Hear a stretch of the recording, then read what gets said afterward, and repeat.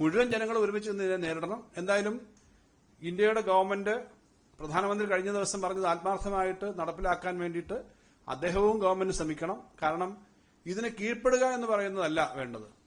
ഇന്ത്യയിലേക്ക് ഇറക്കുമതി ചെയ്യുന്ന സാധനത്തിന് നികുതി കൂട്ടാം. നമ്മളൊരു ദുർബലമായ എക്കണോമിയൊന്നുമല്ല, ദുർബലമായ ഒരു രാജ്യവുമല്ല. അമേരിക്കയുടെ എത്ര ഇരട്ടി ജനസംഖ്യ ഉണ്ട് നമുക്ക്.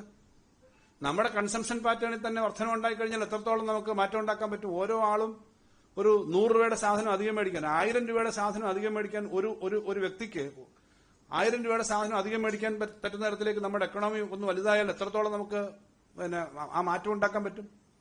അപ്പൊ അതിനെ നേരിടാൻ രാജ്യം ഒറ്റക്കെട്ടായി നിൽക്കണം. ഇങ്ങനെ ഇതിന് പലതരത്തിലുള്ള നിർബന്ധങ്ങൾ ഇനി വരും. ഇതിനകത്ത് രാഷ്ട്രീയമായിട്ടൊന്നും വ്യത്യസ്തമായ അഭിപ്രായമൊന്നും വരേണ്ട കാര്യമില്ല. ഇതിനകത്തായാലും പുറത്തായാലും രാജ്യത്തിന്റെ താല്പര്യമാണ്. അപ്പൊ ഇത്തരം കാര്യങ്ങൾ കൂടി ഈ നികുതി പരിഷ്കരണത്തിന്റെയും ഏകാധിപത്യപരമായ നികുതി ഡയറക്ഷന്റെയും നികുതി പ്രഖ്യാപിച്ച യുദ്ധത്തിന്റെ പോലെ തന്നെ പ്രഖ്യാപിക്കാത്ത യുദ്ധമായി നടത്തുന്ന ഈ താരിഫ് വാറിന്റെയും പിന്നിലുണ്ട് എന്നുള്ളത് വളരെ പ്രധാനപ്പെട്ട കാര്യമാണ്.